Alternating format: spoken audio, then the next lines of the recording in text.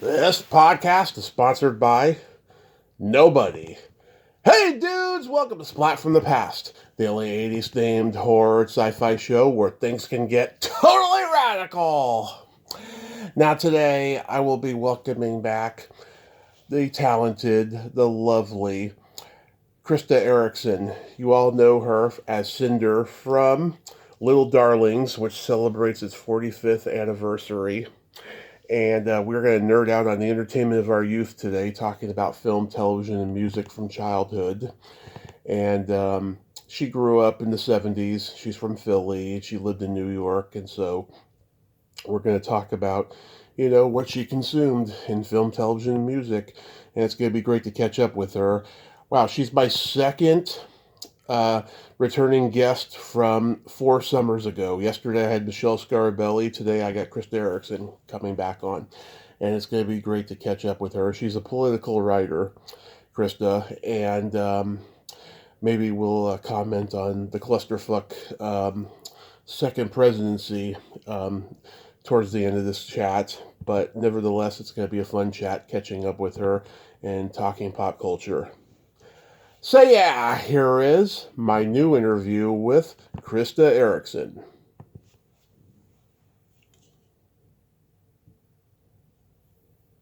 Hey Krista, welcome back. How are you today? Good. How are you, Tony? Well, we're alive. That's all that matters. Awesome. Okay, good. It worked. Yes. And I'm connected, so that's all that matters. Absolutely. So going back in time, do you remember the first movie that impacted you as a child? Oh my God. Well, I want to say Dr. Zhivago, but I don't know if I saw it as a child. Huh. So you threw me there. I'm going to get back to that. Okay. Yeah, for me, it was Back to the Future. My parents used to let me look at their yearbooks, and I always had that fantasy of going back in time and seeing them in high school and finding out why they're so fucked up and why I'm so fucked up.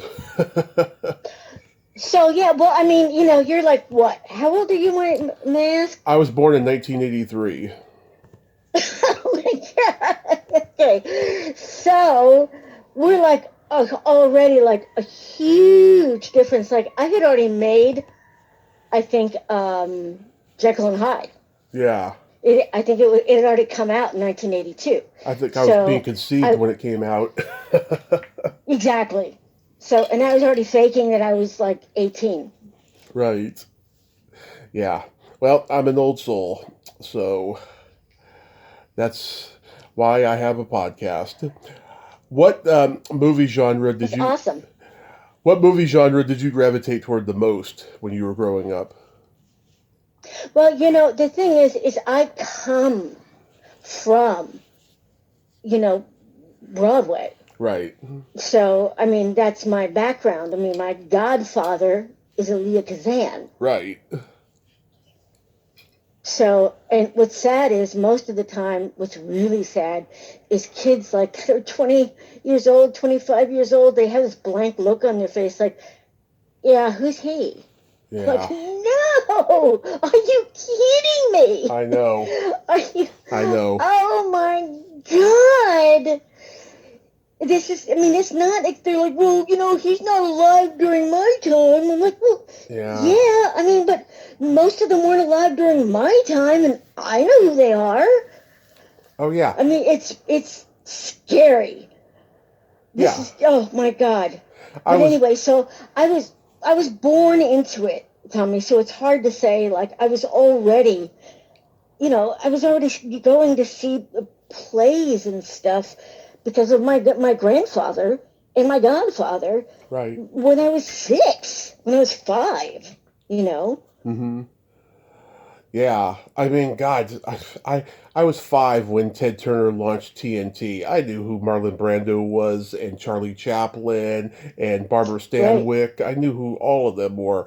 I know this generation is scary, and they got this information right in front of them, on the internet, but they don't want to fucking use it. I know. I got, we will, and unfortunately, it's not now, but we will, I think maybe a decade from now, when we can climb out of this goo, that we're in, look back and go, how did this happen? Yeah. How is it that they had so much information in front of them and yet they reverted into this idiocracy? How did that happen? Right. I know. Perhaps it has to do with the fact that, information has grown, exponentially more than the human brain can process. I know most of the time when I just go to look for one thing, a video, and the next thing I know, I've gone down a rabbit hole, and I'm like, what was I looking for? What? Yeah. It's awful. It is. It is. Do you remember the first Elia Kazan movie you saw? I mean, I think it's hard to say which one I saw first. Like a Streetcar. Yeah. I'll tell you this.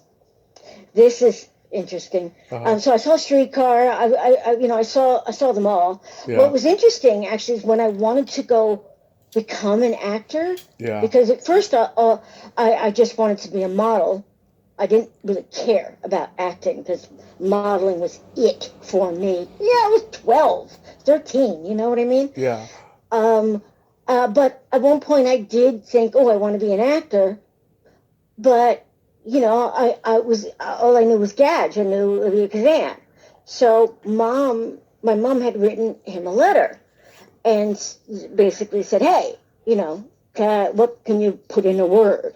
Because we didn't know a lot. Yeah. Put in a word, and he basically said, "Well, I don't know her work. I don't know if she can act. Well, I'm not. Why should I do anything for her? I have no idea what she can do." And even at 13 years old, I thought, yeah, I get it. He's kind of right. Yeah. Yeah. I mean, I can't remember the first one I saw of his, but I love A Streetcar Named Desire and Viva Zapata, Splendor in the Grass, even the Visitors I like. Yeah, I think A Streetcar East of Eden, East of Eden is too. really, oh my God, it's James really Dean. Powerful. Yeah. James Dean. And, he was just a different type of director, but I would say if you ask me what really directed my entire life's journey as an actor, I would say it was Elia Kazan and my grandfather and Paddy Chayefsky. The reason why I say that is because my grandfather, you see, he lived in the Dakota in New York, and we grew up basically with him, my grandfather, and all these people were in and out, you understand? So, we would come in and Gadge, he hated that nickname, Gadge. Elia Kazan would be there, or Paddy Chayefsky would be there, or Tennessee Williams would be there. Right. All the time. So I knew these people, like, on a first name basis. So even though I ended up doing, like, Hello Larry and, Jekyll and Hyde, in the back of my mind, always, I thought, I'm not serious. I'm not a serious actor. I've got to, at some point, live up to my background. Right. No matter what. Even if it didn't mean fame, it kept haunting me, Yeah. And so that was why I began always serious study, because I had to, I knew I had to get into the actor's studio. I had to do it. Yeah. That's what drove me. Yeah, Paddy Chayefsky, oh my God. The Americanization of Emily and Network, those are great movies. I know, right? And I just knew, why does this guy have a girl's name? Yeah. Yeah. Well, it's funny because what the guy has two D's. That's the male version of Paddy, and Right. the female version, of course, is the two T's. Yeah, but God, he was just a brilliant satirist, and the way he commented on, the quote unquote social norms of the time. I mean, he was an original. And when I look back on them, they all were, and what really helped me so much in my life growing up is there was such a stark difference between the life on the maternal side, with my mother, which was filled with, artists and these bohemians who, dressed. They never, dressed well. Yeah. They all look like bums. But yet they were very refined. They were always very refined, so my grandfather always had art and beautiful things around him, and the people around him, they drank the best wine, they ate the best food, but you would mistake them for homeless people once they walked out onto the street. So this is, I mean, when from the time you're 4 years old, that is what's imprinted in your brain, and so this is just who they were. Yet on the paternal side was entirely different, and they were, rural Pennsylvania, 2.5 children, the lawn, you go to school, you come home, you watch the TV, Lawrence Welk, this is like rigid, strict, thinking. The difference couldn't be more stark. Right. And I had both worlds. Wow. Yeah. Have you ever been to the Monroeville Mall? No, where's that? That's in Pittsburgh, Pennsylvania. No, never been to Pittsburgh. I've always wanted to go. Oh, okay. Although I've been all over the world, but not Pittsburgh. Oh, okay. Because I'm a huge fan of the George Romero zombie movies and stuff, and Dawn of the Dead was filmed at the Monroeville Mall. It just got bought by Walmart like a year ago, which I'm pissed off about because I don't know how much longer it's going to be around. I've always wanted to go and see it myself, But yeah, I was curious about that. I always ask people from Pennsylvania about the Monroeville Mall. Do you remember plays that you saw as a kid that stand out? Oh my God, absolutely. The one that really, really, really affected me the most was when my grandfather did 1776. And when that came out, and it was a huge hit at the time, and I was so obsessed with it. And I mean, I was 5, so it came out in 1969, and the billboards were all over the place for it. And I was, so it was also a huge, hit. And I don't know why I was so taken with that in particular, because there were other musicals that my grandfather did that I just fell asleep in, but that was just mesmerizing for me. And I saw it over and over and over again. 1776, and watching the actors, particularly Jeff Daniels, who was so awesome, was so powerful. He, from the front of the theater to the back of the theater when he played John Adams, was just extraordinary. I was just hypnotized. He would, at one point, Daniels was had a fever of 102. So he could have easily, had his understudy go on. And instead, he did not. He went through that entire play that night. Wow. With 102 fever, and he may have had a matinee that day. So if you ever see the musical, and Jeff Daniels played John Adams, you can see how strenuous that was. He's almost in every scene. Wow. God. Imagine 102 fever. Yeah, I do not know how Broadway actors do it to do 8 shows a week. That is just insane. Yeah, yeah. It's incredible. And going back actually for a moment to a streetcar. Mm-hmm. I was once I told you I was I had to get into the actor studio. That was my thing. I was just obsessed with it, and so I made sure that I had to study with all the teachers that made up the Stanislavski method. Now, Mm-hmm. believe it or not, I know this is boring to you, but No. believe it or not, Tommy, everyone today, and I hope I can change this a little bit, thinks that the method is Lee Strasberg, Mm-hmm. and it is not. The method, which is Stanislavski's method from Russia, is actually 4 different pieces, 4 different parts altogether. And they didn't know that until Stella Adler went to Russia. And this is after the actor studio was already, born, already birthed, early on. Right.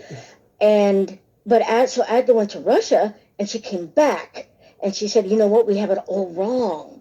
We have it all wrong. This is not the method." And so she explained, she went on and explained what it was, and then she started basically teaching it. And that's when they started having issues, and they started fighting, and it got so bad that they all said, "You know what? We're going to part, and we're all going to go our separate ways." But each person took a piece of the method with them. That's what they agreed on. And so Sanford Meisner took a piece of the method, which was, I believe, active listening in a sense. Strasberg took sense memory and emotional memory, which they now associate with the method. And I believe Stella Adler, I forgot what it's called that she took, but I think it was more like active dreaming or incorporating, something like that. Anyway, and I think the last guy was Larry Moss. I may be wrong about that, but I believe that was the last dude. So I made sure that I studied with all 3. Unfortunately, Larry Moss died, so I never got to study with him, but I got all 3 of them, at least. And then I heard about, and then I saw Francis with Jessica Lange. Love that movie. And I was obsessed. Because I thought, oh my God, I'm also misunderstood, like Francis, of course. Because when you're a young woman, you're going through a lot of emotions and stuff like that. So I thought, oh my God, I'm Francis. I understand, and some of that kind of stuff. Yeah. But what a great movie! And guess who wrote it? Was that Paddy Chayefsky? I can't remember. No, it was Nick Kazan. Oh, okay. Elia Kazan's son. So I found, and of course, this. So I'm like, how did this actress go from being this terrible actor in King Kong, right, to this extraordinary performance in Francis? I had to find out. Yeah. And it turns out that she had been studying with this acting teacher named Sandra Seacat. Yeah. Then of course I had to track her down, and that was when I began to study with Sandra. And of course, Sandra became the acting teacher for this generation. I believe she was the Lee Strasberg of this generation. Yeah. And so eventually I wanted to see. Jessica Lange was doing Streetcar Named Desire on Broadway with Alec Baldwin. Wow. And I believe it was Amy Madigan who was playing the part of Stella, if I remember correctly. Yeah. And I'm like, oh my God, I have to see it, right? This could, it was kismet. And so I got nearly front seats to see it. And I was so thrilled to see it. So remember, I'm right up front, right? like almost third row or something. So all the actors could probably see me if the fourth wall was broken, you know. Yeah. And I'm watching Alec Baldwin and Amy Madigan, who were extraordinary. Yeah. And Jessica Lange was terrible. Tommy, it broke my heart. And my face was like, I was destroyed.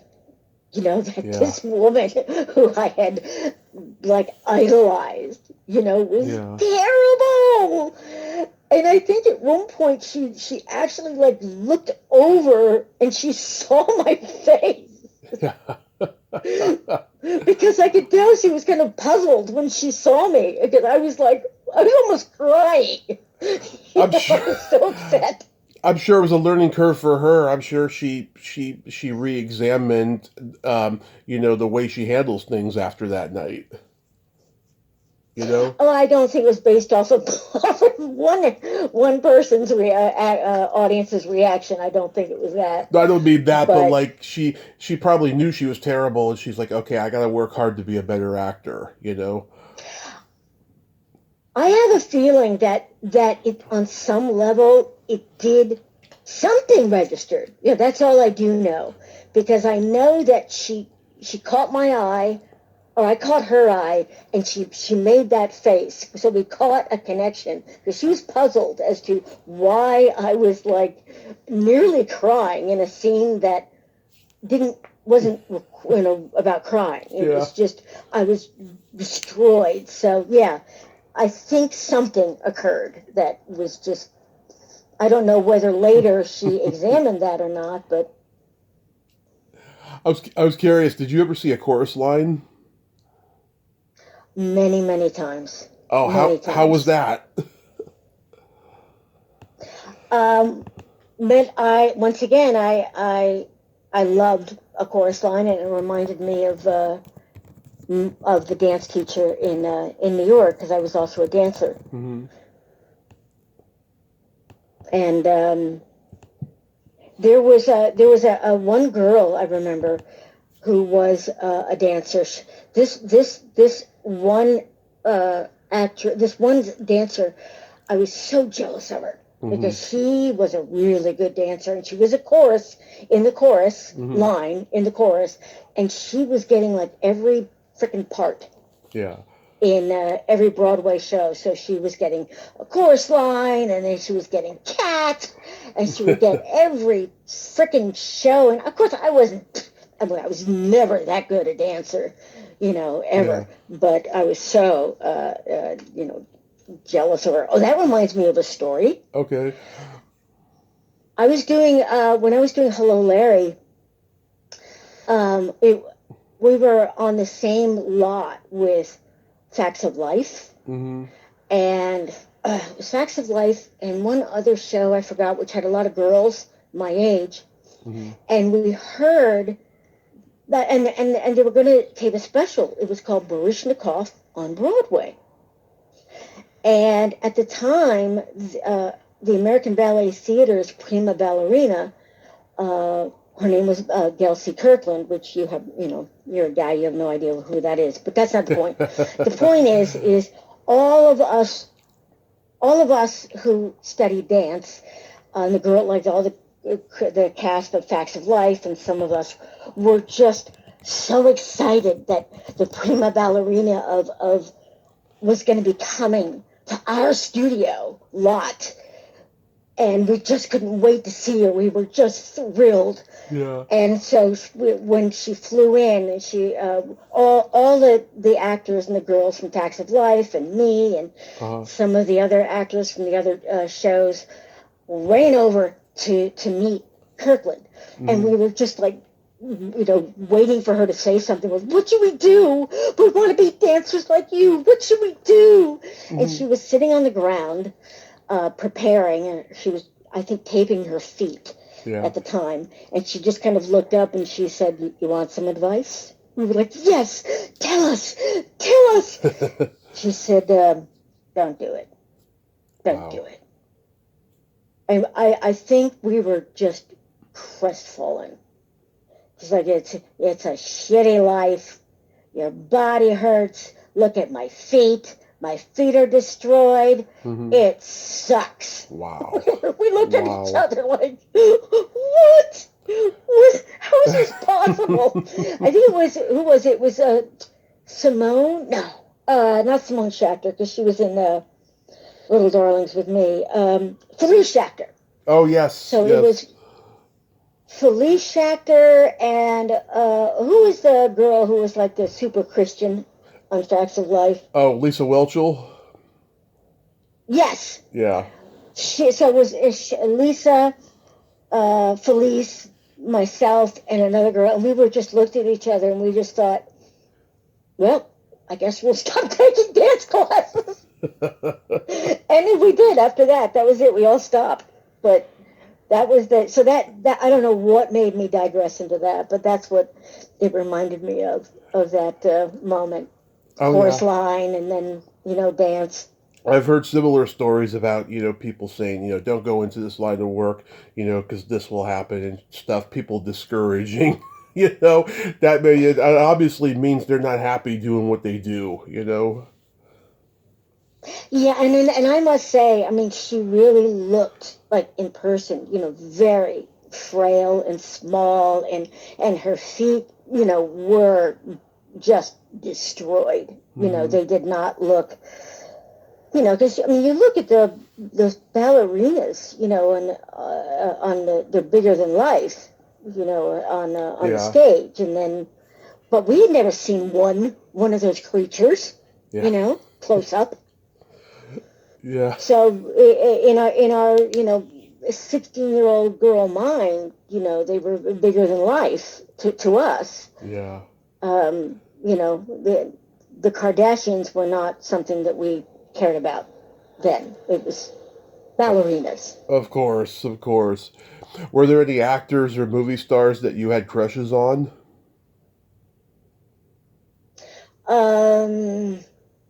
Well, I did have a crush on Baryshnikov. And that leads me into a chorus line at the time, because when because to do that one singular sensation, every little step we take, that one. Yep. It's a very hard dance to do, very hard. And so they had flown in a couple of chorus line dancers for Baryshnikov to do the piece with. And they had taken a break. They were on break.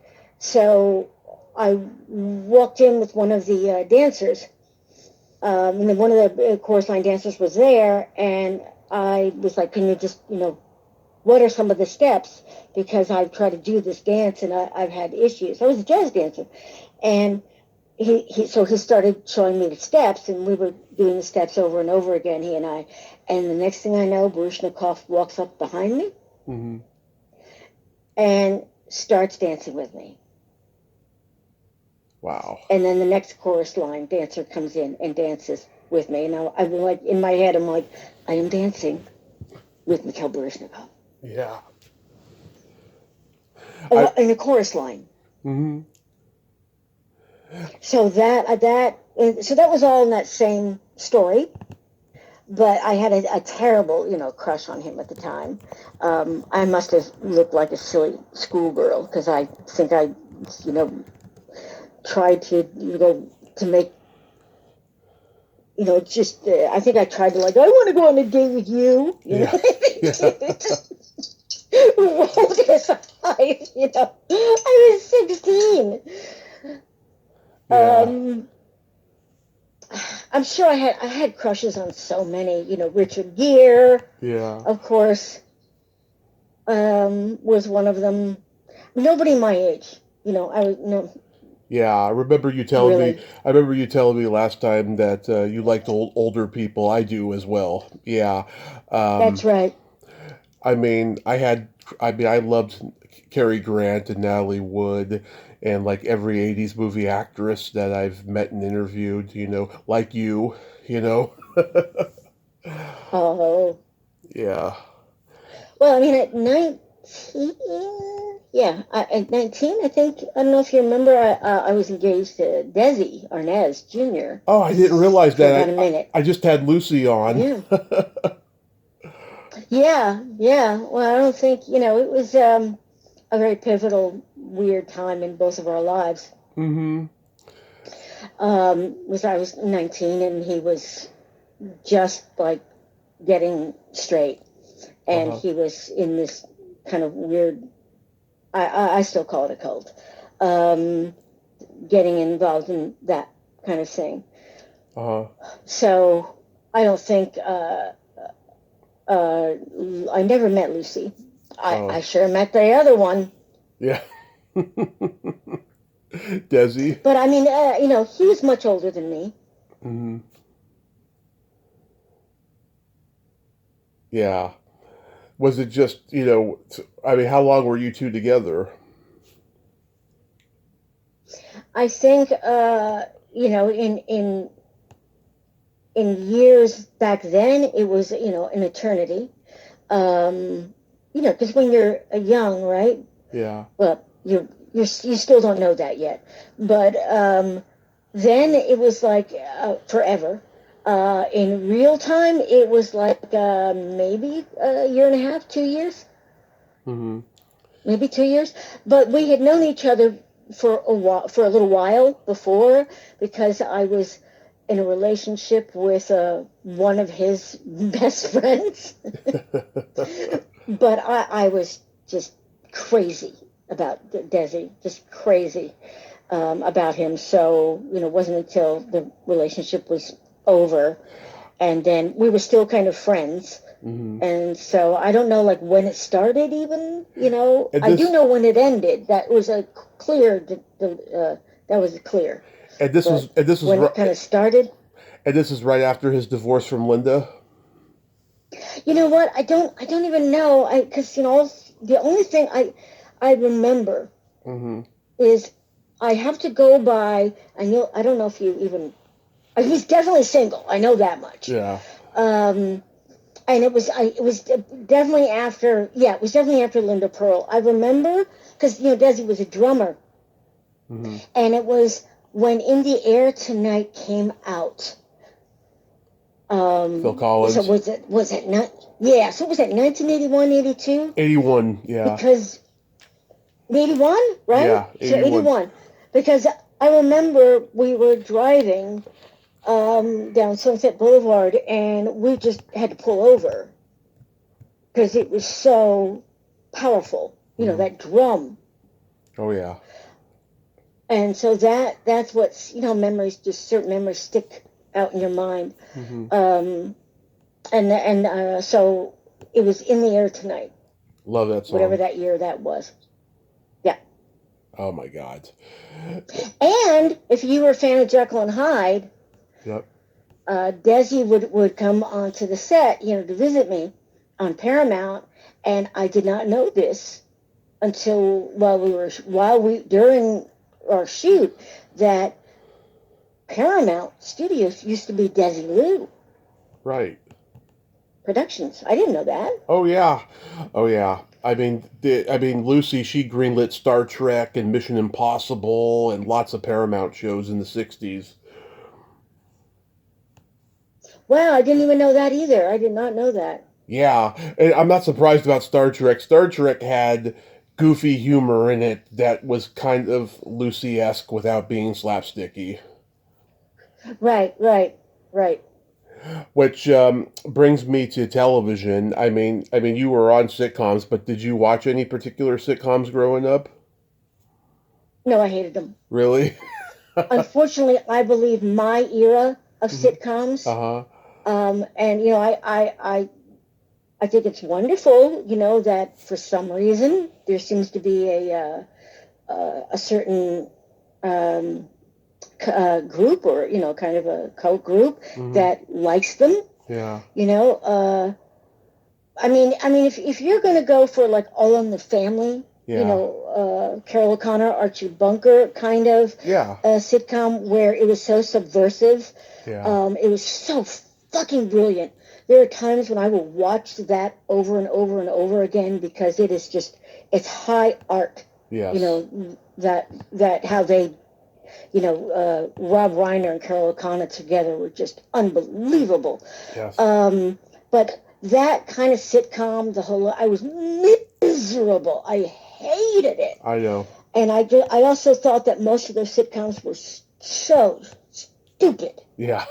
You know, and I kind of got dragged into doing Hello Larry. I was really resenting it every single moment of it. And frankly, I really, at the time, and when I look back on it, because you know I replaced one actress, Yep. Donna Wilkes, and looking back on it, I at the time, I think that Donna Wilkes was a better Diane. I think she did a better job.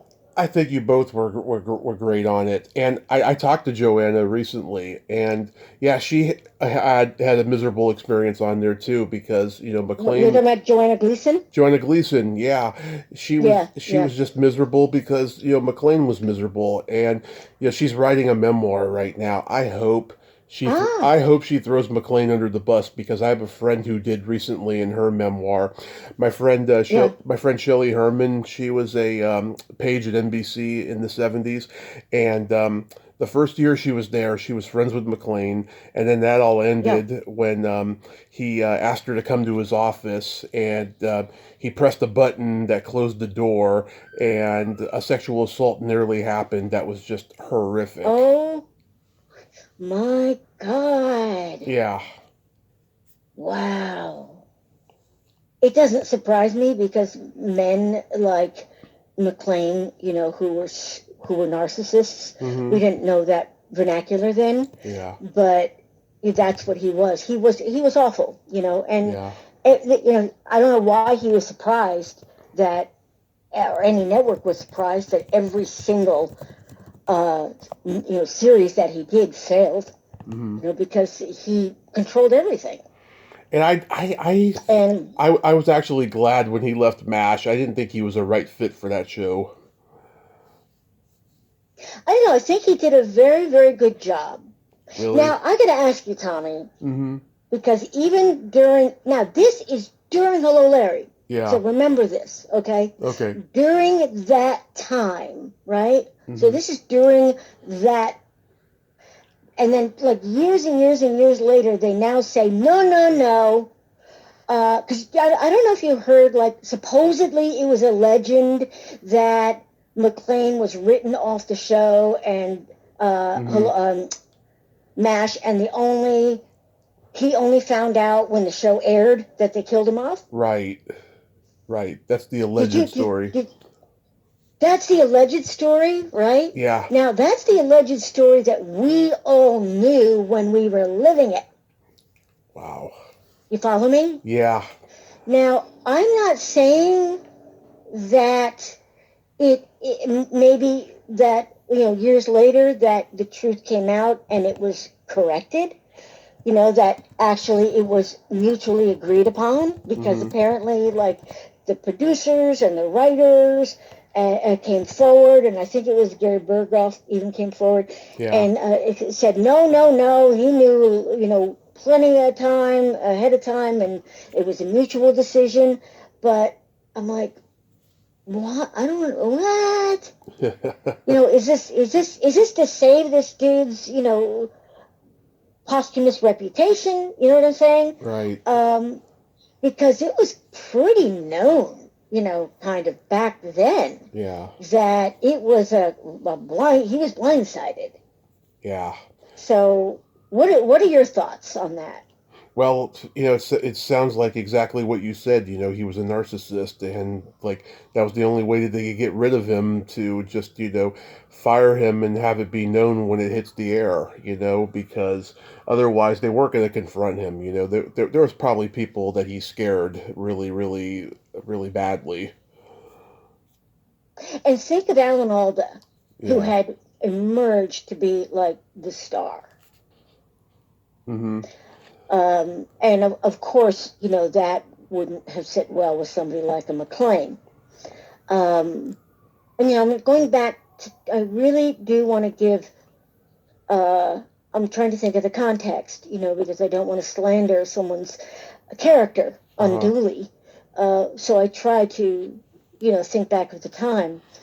And, so Alda was becoming the star, right? Right. And taking all, and that does not sit with somebody like McLean, who was not a covert narcissist, but quite a malignant narcissist. Yes. And I don't see Alda being that. He's never been known to be a difficult person.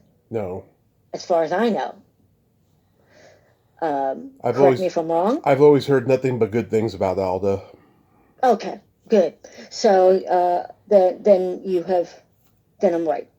So therefore, I don't see McLean sitting down and mutually agreeing. No, I think I'll depart. Yeah. I just don't see it happening. So I think if I look back on it, I don't know why, but I think that, when the dude passed, that perhaps they decided to posthumously, I don't know, make, just not slander his reputation. But right. I kind of believe that the truth was as it happened. Because we were there, Right. I mean, they do that all the time. Like when Val Kilmer died, everyone was kissing his ass and stuff. I've heard some horrific things about Val Kilmer. Right. Yeah. Yeah, I don't know, because I never met the man. So I was not there myself, I don't know. Yeah, it's funny how... I know Joanna was, I do know she was, at the time, I know she was miserable. Yeah. And she was suffering from, what's that disease when you are, like, from the colon?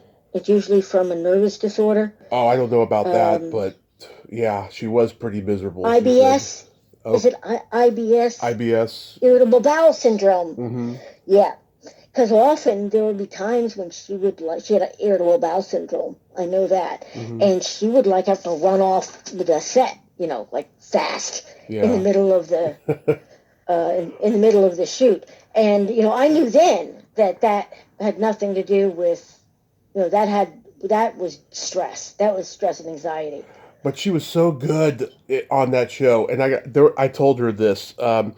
This is before you were on the show. They did a Thanksgiving episode of Different Strokes. And there's a scene where her and Philip Drummond are kissing, and Larry catches them, and she's trying to prove to Larry that she was just giving him a peck on the cheek, and then she proceeds to keep kissing him, and just to spite him, and it's so hilariously done. I told her that, and she says, "Sorry, Philip, I had to make a point."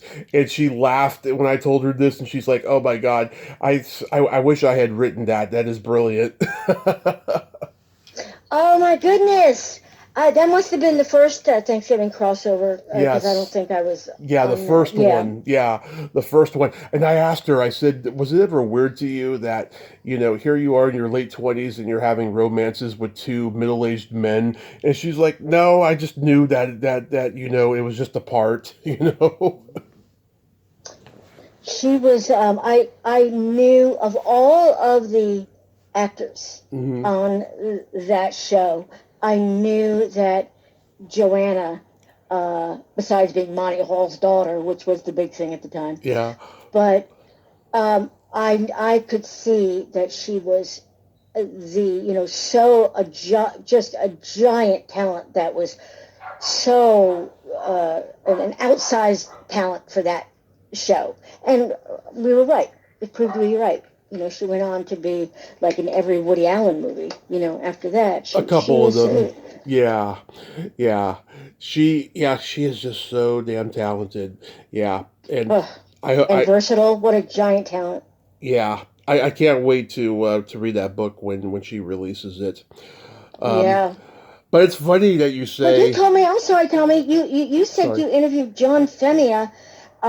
I'm so glad to hear about him. John Femia? Who? Yeah, John Femia. John Femia, you said he was on Hello, Larry? No. I interviewed Joanna, and No. It's just Joe. It's just you and Joanna from Hello, Larry. That I've Oh, interviewed. you know what? That was the other dude, the friend of yours who asked me for an interview on the 23rd. Oh, who? I confused you too. Who? Oh, Christ. Was it Ian? Because I said, what? Was it Ian? I don't know. I don't know the name of the top of my head. He has brought you up to me before, so it was probably him. Because I thought, what a coincidence. I said to him, and he's like, yeah, that's because we're friends. And then he told me who he interviewed, and I was like, but I put you two together because he said and I saw John Femia, who's a name I have not seen for years. And I'm like, oh my God, he is alive. So there you are. So, well, now you know. Oh, I gotta find that episode. Yeah, because I always wondered what happened to that guy too. Right? Yeah. But it's funny that you bring up, how sitcoms were so bad back in the day. I actually think variety shows were awful because after Laugh-In, which I think was the ultimate variety show, Laugh-In, after that show, everyone tried to imitate Laugh-In and failed. I think that Sonny and Cher did a pretty good job with theirs, but after that, it's just everyone was trying to do it. Donnie and Marie, the Bay City Rollers, Shields and Yarnell, it was just awful. Right. Flip Wilson, was that? Flip was okay. I mean, a lot of people revere him. I don't disagree, but a variety show was pretty bad, Yeah. Did you watch Batman or the Monkees? Oh, the Monkees. Oh my God, I love the Monkees. Yeah. There was another crush. I had a crush on Davy Jones. Now Me I'm too. dating myself. Me too. I had a crush on Davy Jones. I had a crush on the Partridge Family. David Cassidy. David Cassidy. I had my poster of David Cassidy up on my wall of David Cassidy. A giant poster of David Cassidy. Yeah, on my wall.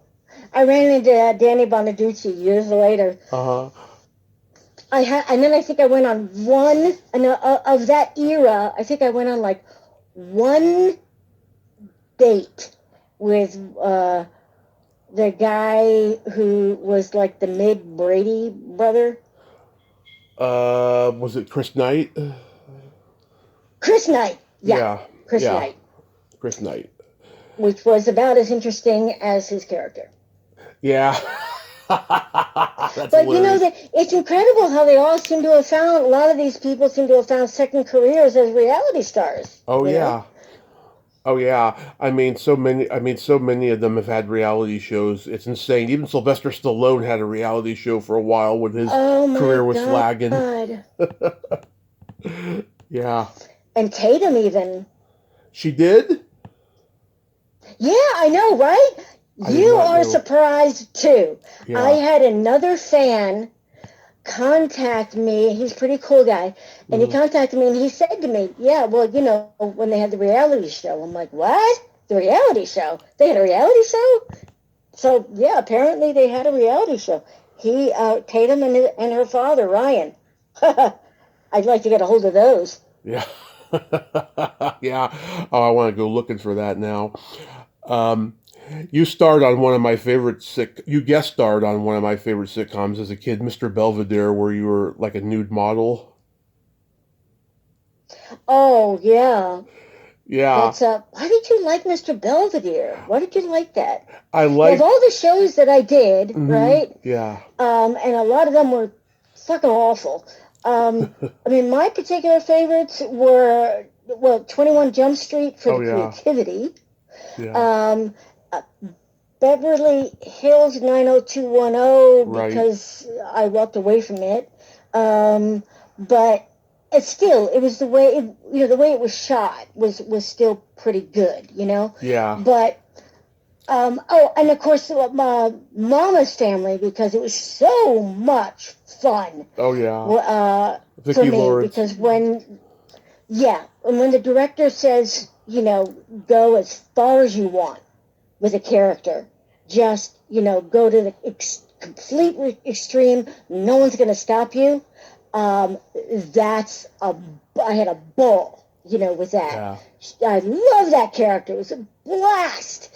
But so But of all of those, it's Mr. Belvedere. Now, I found that show to be boring as fuck. Why did you like that? Tell me. Okay, before I answer that question, I gotta tell you, if you go back and watch it now, you won't Yeah. you probably won't find it boring anymore. And Okay. this is the way I found it. I have new appreciation for it now. I mean, I always liked it when I was a kid, but now I know why. The humor was very, very sharp on that show, and I wasn't groundbreaking. It wasn't, commentary or nothing, but it was just very sharp, well written. Everyone had great one liners on that show, and I don't know, there's something about it. And I just loved Mr. Belvedere's just, insightfulness and his humor as well, But everybody on that show Mm-hmm. had great one-liners, and I don't know what it is. I don't know if any of the writers on that show had written for comedians or something previously. Neil Simon was like that. Neil Simon started out writing for comedians, and then when he wrote stuff like the Sunshine Boys or Biloxi Blues, all the characters have, Jewish Borscht Belt wisecracks in them. I mean, Right. Right. you don't hear that in a lot of other works. Right. Well, I'll take another look at it. It's Yeah, interesting. and you were great in it too. And you and Rob Stone, I thought, had really good chemistry. Yeah, he was a decent guy. I had no problem with him. Yeah, he's Um, like a you producer know, I now. is he? Oh, that's good to hear. Yeah, But wasn't that a vehicle for like a sports announcer or something? Bob Euchre, who just passed away. Yeah, he's the dad on the Yeah, show. I heard that. I Yeah, heard that. they, You know what I find really interesting? I don't get this, but I get like sometimes I'll get a message or IG from like fans from that era, and they're like, so how do you feel about Bob Euchre dying? And I'm like, who? yeah. Like so what? I mean, it's like I would like literally like I live and breathe this as much as you. I'm like, why do you think I even know this? Yeah. It's crazy. I'm sorry, I interrupted you. What were you saying? I was going to say that they had weird schedules on that show because they had to shoot around the World Series schedule because, the Milwaukee Brewers or whatever his team was that he did commentary for, they were always in the World Series during that period. So in the fall time, in the spring, they had to shoot around it and stuff. Ah, interesting. Yeah. Huh. So getting into music, being from Pennsylvania, were you into like Hall and Oates or Todd Rundgren? Actually, I was not into Todd Rundgren really that much. Uh-huh. It wasn't. I only got started. I only started getting into him a little bit recently from my friend Rosie Vella, who Rosie was a. They were the Rosie was one of the few real uh, first supermodels. Rosie loved Mm-hmm. Rosie. Anyway, um, but Rosie actually turned me on to Todd Lundgren. Rundgren, sorry, Yeah. lately. I only knew him, I thought, until I started listening to his music again Yeah. from when he did Can We Still Be Friends, which I thought Robert Palmer did, by the way, way better than he did. Isn't that bad when like you did the song and then another guy does it like way better? I wonder what that feels like. Sometimes, Uh, yeah. I mean, there's versions of but songs I like better than others. right, but like I mean, dude, I cannot believe as I'm beginning to find out, I can't believe how many actors and singers come from Pennsylvania. Oh There's a yeah, lot, a lot. Yeah. including Richard Gere. Richard Gere's from Penn? Yeah, did you know that? I just found that out myself. Had no Yeah. idea. I thought he was a New York guy for some reason. I know. I know. I know. It's incredible. Yeah, my So it seems there's something breeds it here. I think I have an idea, but I'm not so sure yet. Yeah, I mean Philly Soul, of course, came from there. Blue Eyed Soul, like Hall and Oates, and I'm trying to remember. I think Boz Scaggs maybe from Pennsylvania or somewhere in the No, Midwest. he's Canadian. I think I thought he was Canadian. No, no, no, he's not Canadian. But I mean, He's not? no, but he did live in the Bay Area for a while, and he was in Steve Miller's band. I know that. Oh, that's right. That's right. I Yeah, stand corrected. That is correct. yeah. I always confuse him with another guy who is from Canada. Who, Neil Young? Um, no. Another guy who's like similar to him, but Hmm, from Canada. Kinda. Oh, God. I I can't. hate. That's a bad part about getting older. I'll remember it later. He recently passed. Gordon Lightfoot. Gordon I think that's Lightfoot. it. He was on the tip of my tongue too. Yeah, Right? he's Okay. a folk guy though. Yeah, Yeah. I think that's who I'm thinking about. it is. He is Um, Canadian. yeah, right? Okay. Um, Do you remember but the? there's a lot. Hall and Oates I was never really into, no. I was into weird stuff like Elvis Costello, Oh, love Marianne him. Faithfull, Oh, so that's now. Here's just to give you an idea of why that yeah. is, Tommy. Uh, I had to live with my father for a little while, hmm for like 2 years when I was like 10, in the middle of freaking nowhere, Pennsylvania, and my half sisters and brothers, and I'm telling you, right? It was Lawrence Welk, Oh yeah. right? Lawrence Welk and the Carpenters, and that was it. Okay, hmm and then I go back to my mom, right? Yeah. And what does my mom have? Not just Chicago, but Crimson King. King Crimson. Yes.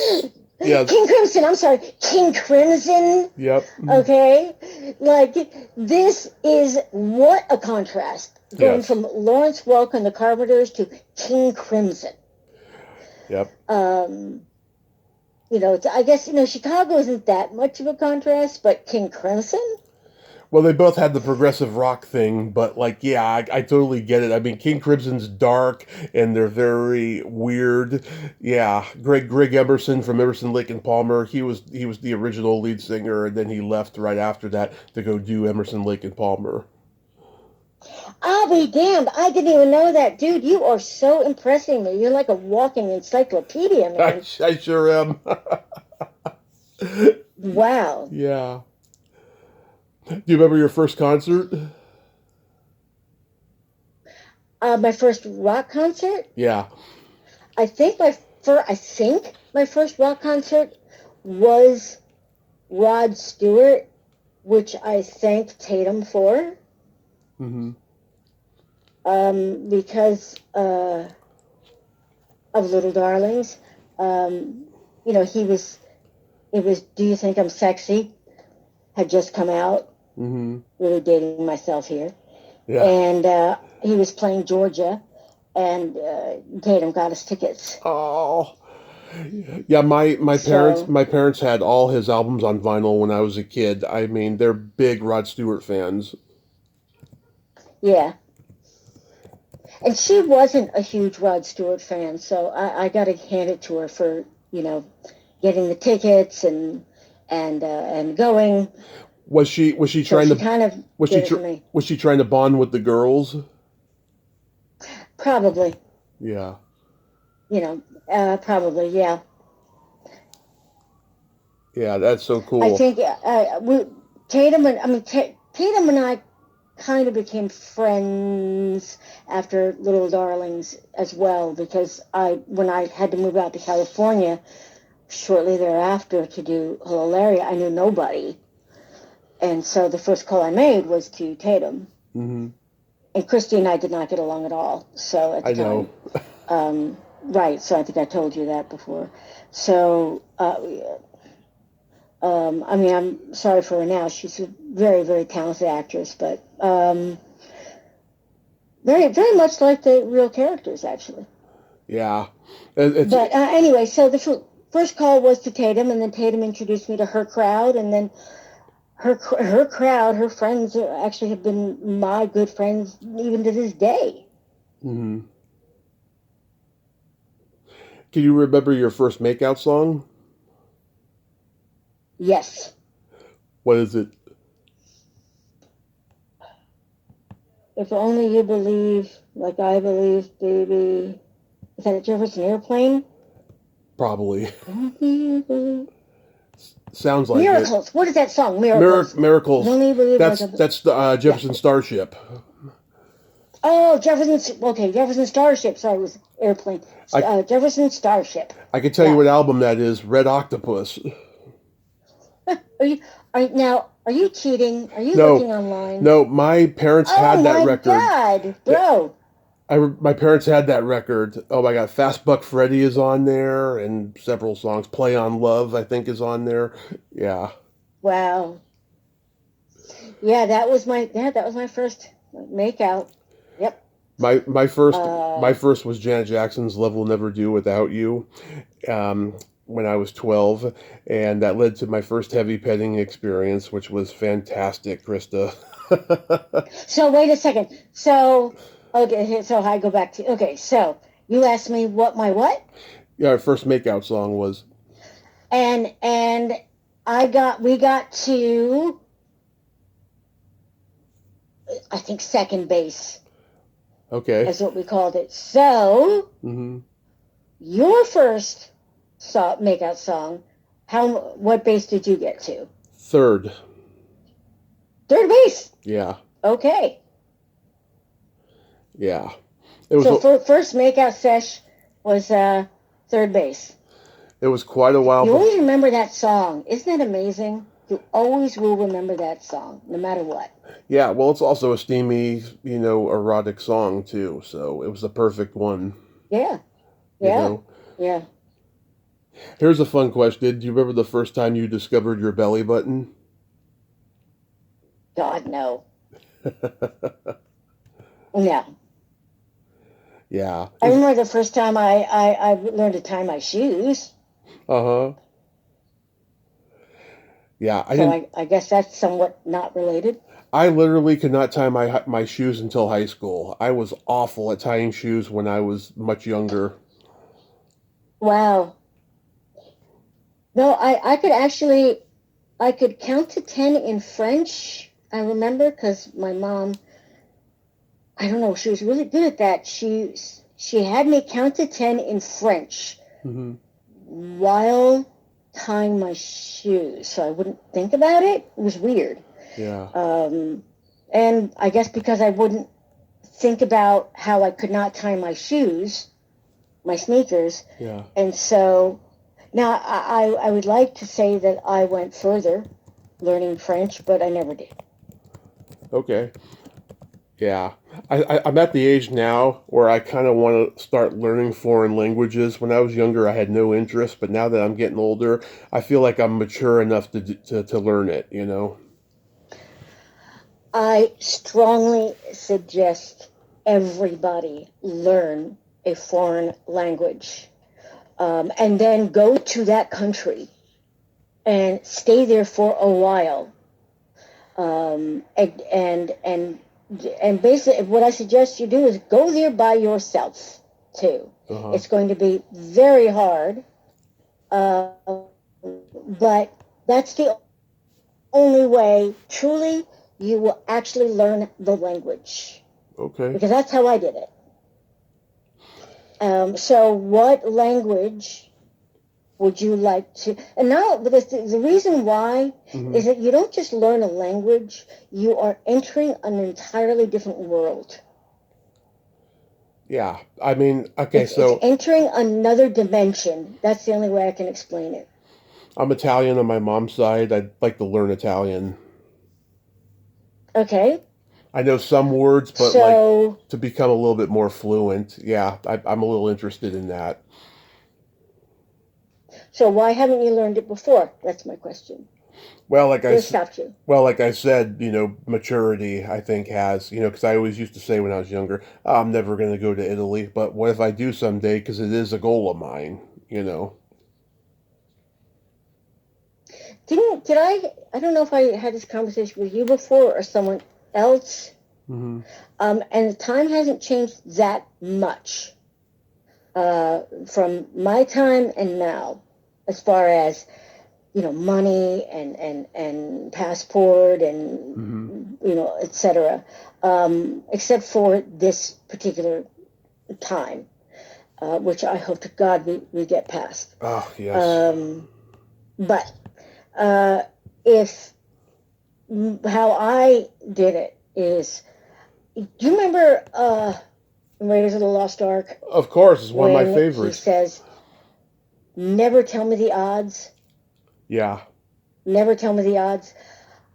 That has always been pretty much how I used to think about life, and it worked for me for a long time. Never tell me the odds. And so I thought, I want to travel. I want to go to Italy. I got to go to Italy. Mm-hmm. And if I thought about the practicality, like, well, how are you going to pay your rent? Well, how are you going to do this? Well, what happens when you get there? Well, how are you going to get back? Well, what's going to, all of this, I would have never left my house. I would have never, it's too late. You're too mature. What's going to happen? I would have never left my house. At some point, and you're never going to be ready, ever. Mm-hmm. There's never going to be a point when you're absolutely ready. At some point, you just have to take the leap. Well, here's another anecdote. And get the ticket.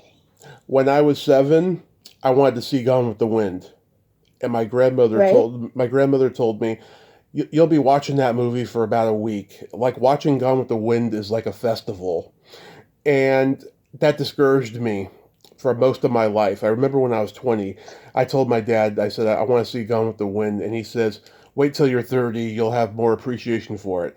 I'm 42 now, and I'm planning on watching it very soon. Wow, what made you what discouraged you about that from that remark? Just having time to do it because it was so long, she described it. I mean, I've looked it up. It is just under 4 hours, that movie. Right. That's a long movie. I've seen Tarantino's movies, which are all about 2 hours and 30 minutes long. I can watch all of those, right? But then, yeah, I mean, it's like watching a mini series, watching Gone with the Wind. And I've never watched a mini series all the way through because it's so damn long. Ah, Yeah. yeah. Well, thank goodness we have things called pause now. Yeah. But I'm going to get it on DVD or something real soon, and I'm going to watch it at 42 years old, and I know I'm going to love it. I mean, I've seen clips of it throughout the years, so it's not like I'm not Yeah. familiar with the movie.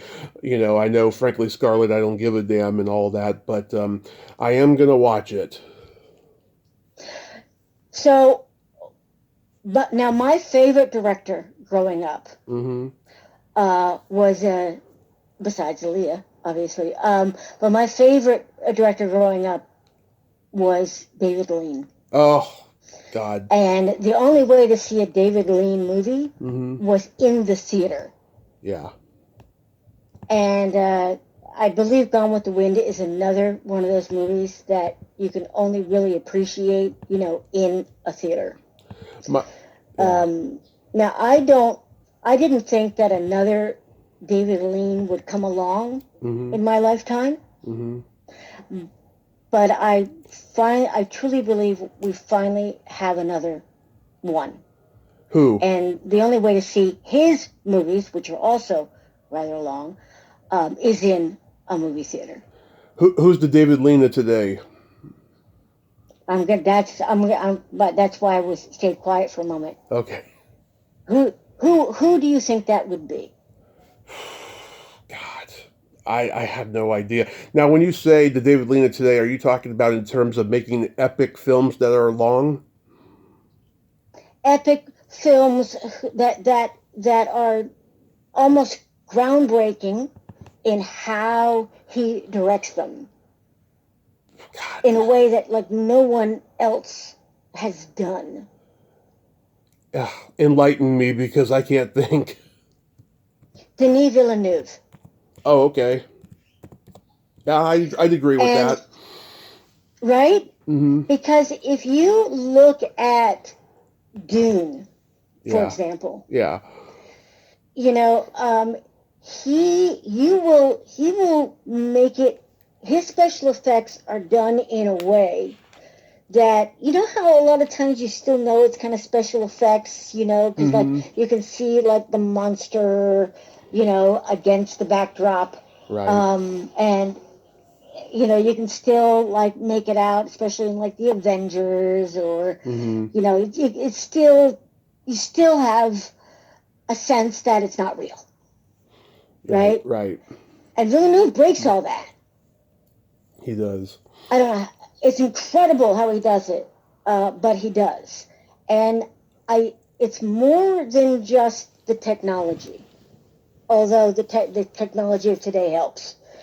But it has to do with how he thinks and how he sees. And of course, you know, you have to give a lot of credit to the production designer as well, who executes that vision. But if you think about Blade Runner 2049, which before Blade Runner, right? Yeah. What they said was one of the like the greatest science fiction films, and then Villeneuve comes along and they're like, oh, maybe this is better than the original. That's saying something. But I don't know about you, if you agree or not, but I mean, if you went into the theater and saw Dune, the second Dune, I was blown away. Yeah, I mean, I'm purist of the original, you know. I know a lot of people don't like the original Dune, but I love it. You know, that's the one I grew up on. And the original Blade Runner, you know, was the one I grew up on, you know. I mean, I admire the hard work they put into doing the newer ones, you know. But I don't know, just because for nostalgic purposes, it doesn't live up to, you know, the versions that are in my mind since childhood, you know. Right. I get that. I mean, I get that. I think when Villeneuve did Blade Runner 2049, I don't think he was trying to better it. I think it was, for him, it was just, for him, it was a love letter to the film that he grew up with and that he loved. Right. So that's what I saw. Now, with the Dune, I don't know about that. I personally think the first Dune was just, it's laughable. It is, but I think that's what's so great about it, because it's David Lynch's weird mind, you know. Right. I mean, look at his whole career. His whole career was weird. Oh, absolutely. So what's your favorite Lynch film then? God, that's a hard one. Maybe Wild at Heart. Okay. I love that one. Now, wait a second. Dune, the original Dune, which is to me nearly unwatchable, is how many hours long? Of which one? The original Dune? Yeah. That's like 2.5 hours. Okay. It is? I thought it was more like 3. Because that was like... Maybe the remake is... No, I thought the original one was 2. No, it's like it. I know there's an extended cut, so that's probably 3.5 hours. I did see it one time. Okay. I remember it being long, so yeah, that's probably 3.5 hours. Right. Yeah. Because it sounds like you've seen, you know, movies that are already like 3 hours. In some cases, yeah. I mean, The Good, the Bad, and the Ugly is a long one. Right. God, so many. Judgment at Nuremberg, I love that movie. Is that incredible? Do you know my great uncle was the judge, one of the judges? Oh yeah, yeah. I mean that whole cast is fantastic. Even William Shatner is in it. I think that was his first movie. Yep, that's right. He played the what was it? The colonel who was in charge of the of the prisoners. Quite frankly, I think he plays a bailiff. No. doesn't he? No, he does. No. It's been a while since I watched it, so when I watch it again, I'll know. When Spencer Tracy, when Spencer Tracy comes over to Nuremberg, Mm-hmm. he's in charge of getting him into the housing and getting him back and forth. And I believe he's also in charge of the prisoners. Oh, okay. Okay. The judges, or not the judges. Yeah, no, the judges. That's it, because that's all they could get. Because basically, the judges, the Nazi judges, were, you know, they weren't even the highest ranking people. They were just who they could get. Just that moment, that moment when Maximilian Schell is grilling Judy Garland, and she's like, "Stop it! Oh my Stop God. it!" I just love that scene. That's one of the best scenes in the history of film. You know why I agree with you with that? If you look at the type of acting then that got actors Oscars, you'd laugh. You know, because I mean, if you look at the other actors' performances, like Maximilian Schell, or oh come on, who was the well, Burt Lancaster's in there. Burt Lancaster, thank you. Yeah. But if you look at Burt Lancaster's performance, or Maximilian Schell, you know, or any of those type of actors like Bette Davis, you know, they were so over theatrical, you know, with their over dramatic, but that got them Oscars. Yeah. You know, that's the kind of acting that gave them. Now we'd laugh at them. I just watched. We'd laugh them off the screen. I just watched Birdman of Alcatraz. God, Lancaster's so good in that movie. I mean, it's a multi-dimensional performance. The way he's an asshole when he's first in there, and then he just matures and mellows with age and just becomes so humble. I mean, God, he should have gotten an Oscar nomination at least for that movie. Maybe he did. I can't remember, but yeah, I agree with you. Actually, you're right. And also, I think Montgomery Clift's performance in Nuremberg was so over the top. It's another one that you just want to laugh. But that is why Judy Garland and Spencer Tracy's performances stand out so much, because of the arc, and they're so understated. Even then, they are just, I mean, Spencer Tracy, everything that he did, he just was like he was walking through the park, you know, and he was just extraordinary. He was such an anomaly as an actor, but that, I believe, is why Judy Garland's performance stands out. I agree. And Montgomery Clift, his performance in Red River reminds me of like a millennial today, in that he hates his father and that he blames him for everything. I was watching that recently and I was like, yeah, he's like a young millennial of today. It's like one of those, you know, performances that's way ahead of its time. I have to see that movie. I never did. Yeah, it's a John Wayne Western classic. It's one of the best Westerns, I think, that John Wayne ever did. And it's not action-packed. I mean, Tarantino talks about being influenced by Howard Hawks. You can see the influence of Howard Hawks in this movie, because it's just dialogue. It's a Talking Heads movie, but it's never boring. It's a great movie. Right. So I think about going back to the present for a minute, Tommy, with going back to Nuremberg for a minute. Sorry, Good. Is, you know, I think about the fact that my great uncle played a judge in Nuremberg. Sorry, a judgment at Nuremberg. Played the judge, and the reason he chose, you know, he was already the head story editor at MGM. Oh. So, you know, he didn't really need to take a small part, you know, Judgment at Nuremberg, but he chose to take that part at Judgment at Nuremberg because he felt he needed to. Because my mother was adopted.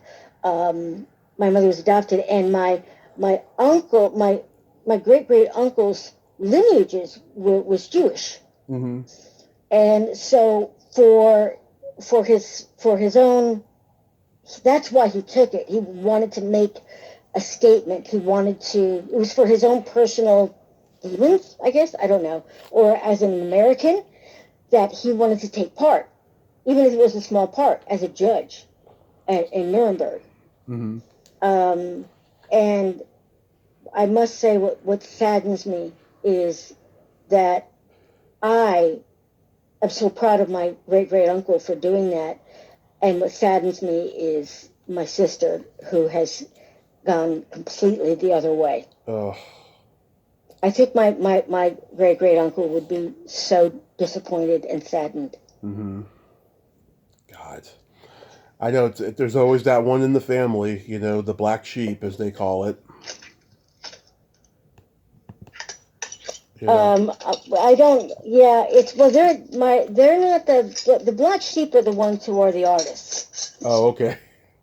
That's me.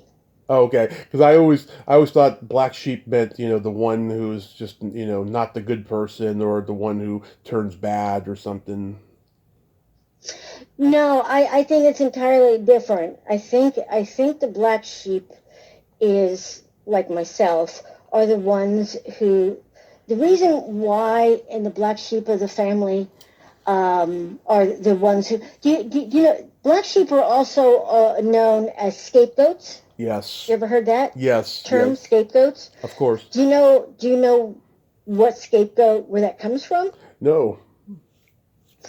The word scapegoat comes from the villagers used to, I don't know what village this came from, but they would tie, this villagers, you know, wanted to, all the evil things that were happening in their families, or, you know, illnesses, or, Yeah. you know, were happening in the village. What they would do is they would tie it to a goat. Huh. In the village.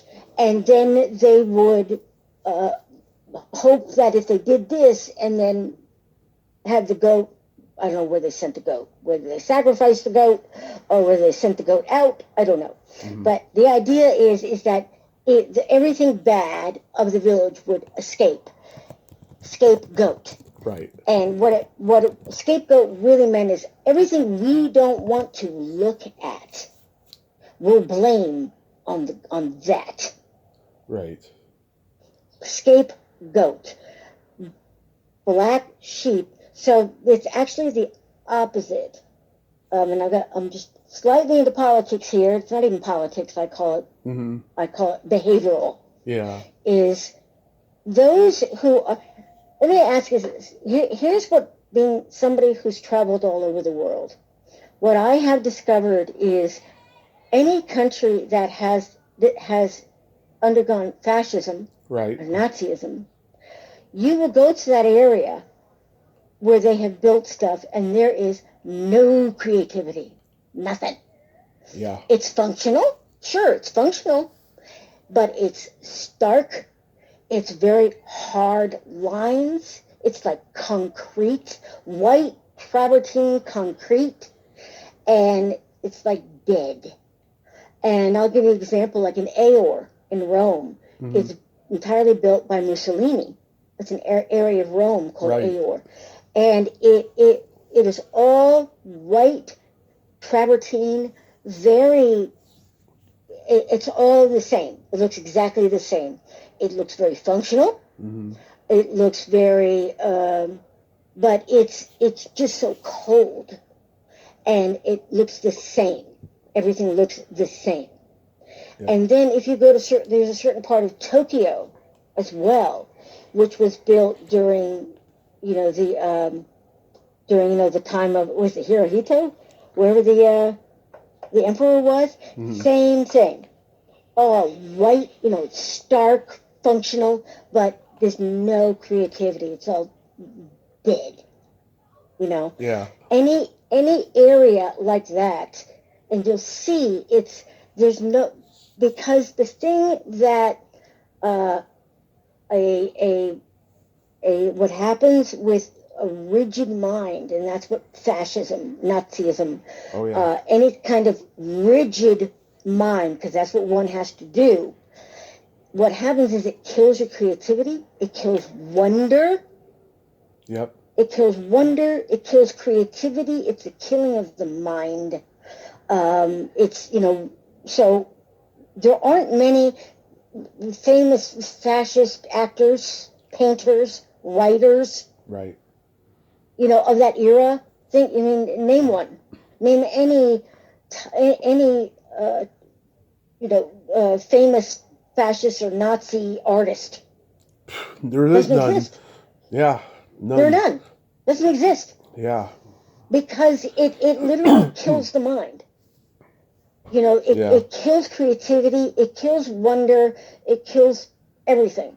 And so what happens with the black sheep is the one who is the creative one. The black sheep is the one who sees everything that goes on in the family unit. And they're the ones who are the ones where the family throws the problems and everything in the dysfunctional family onto, because they don't want to see that. Yeah. And the black sheep is the one who mostly is gaslit, blame shift, and many times they become the abused, and the family unit are who mob them. Right. And if I had to whittle down what is happening to our country right now, I believe we are not split by Democrats and Republicans, left and right. We are really divided into abusers and the abused.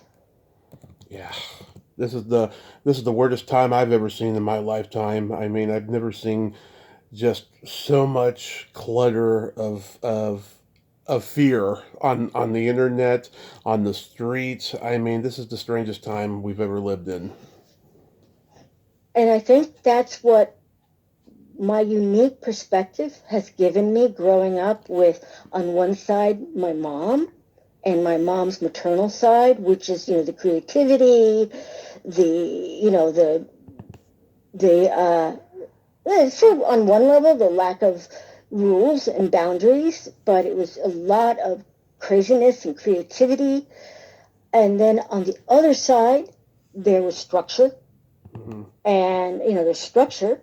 There's rules, but it's a dulling.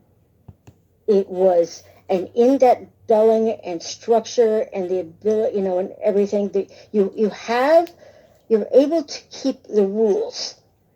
That was why we had the Lawrence Welk and everything was held together. Yeah.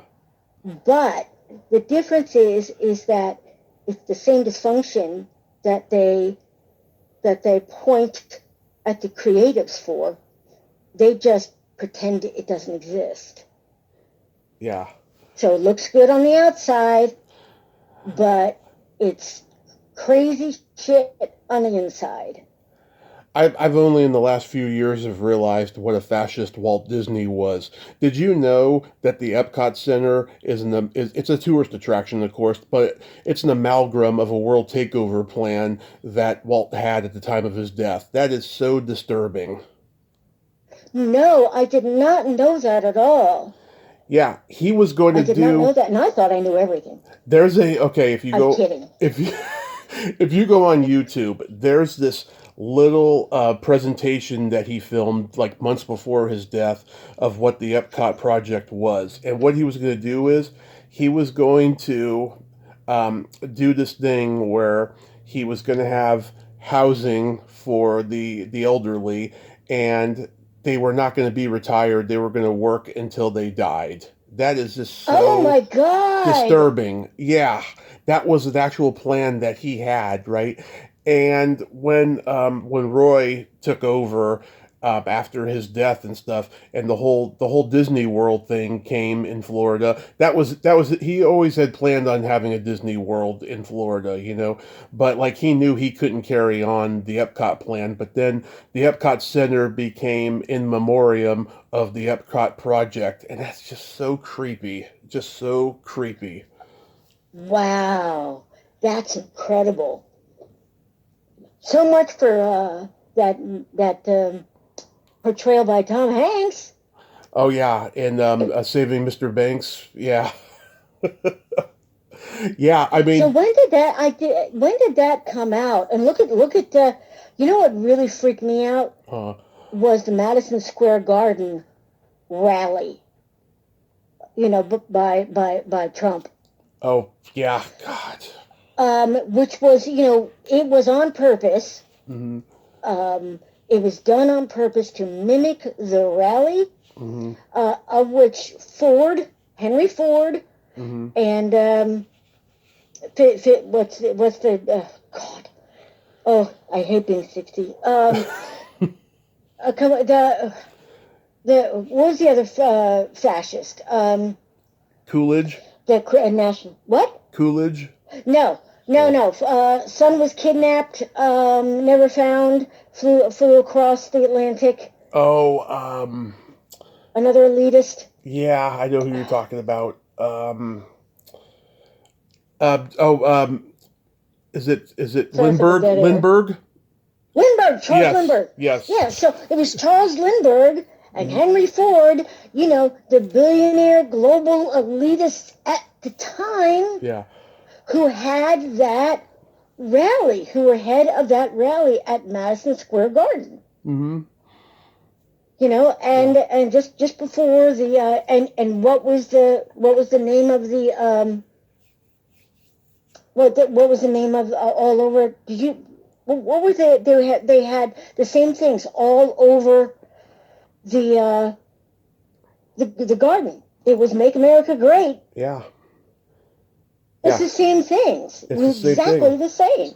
Yeah, and he thinks that people are not going to recognize history, and all he's doing is just But they repeating don't. it. Yeah, exactly. He's But they repeating don't, it. Tommy.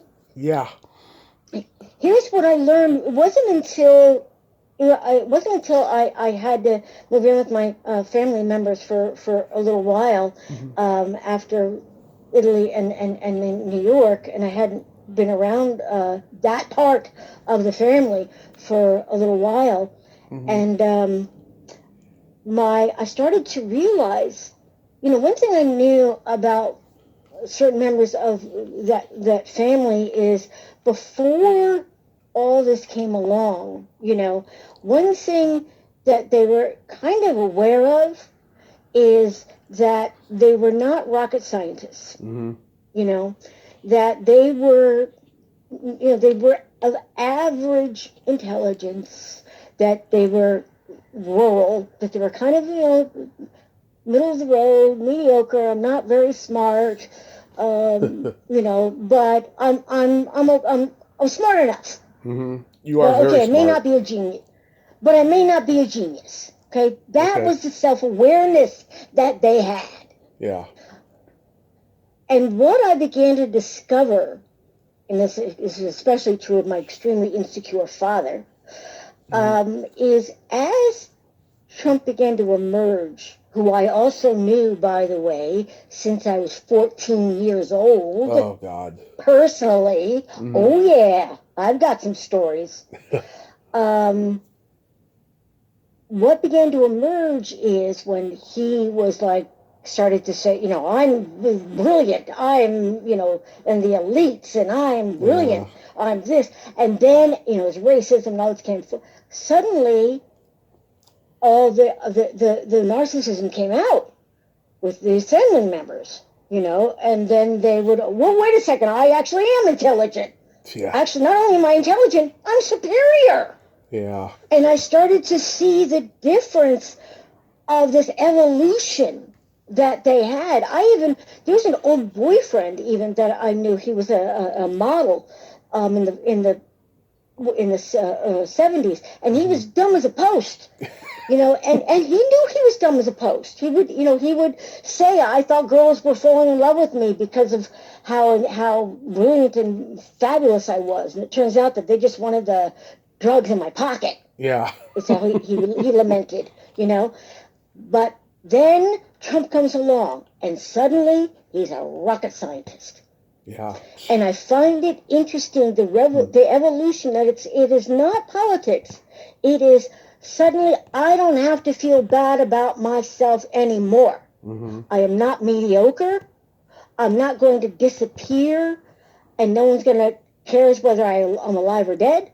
I am actually a misunderstood genius. Yeah. And it's existential terror. It's not politics. Everything else is an excuse. Mm-hmm. That's why they hate the word woke.